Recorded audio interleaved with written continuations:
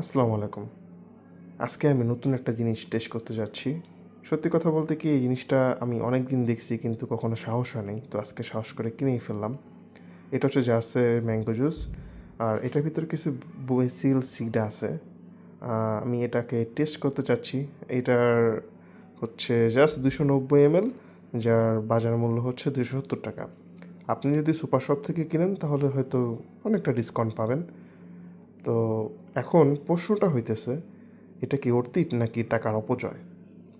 এখন যে জিনিসটা হইতেছে দেখার বিষয় সেটা হইতেছে যে আমি কি আসলেই টাকা প্রোডাক্টটি আমি খুললাম, এখন এটা আমার খাওয়ার পালা। আসলে এটা খেয়ে আমি কতটুকু কি স্যাটিসফাইড হবো আমি জানি না, বাট আপনাদেরকে দেখাতে চাচ্ছি, শেয়ার করতে চাচ্ছি।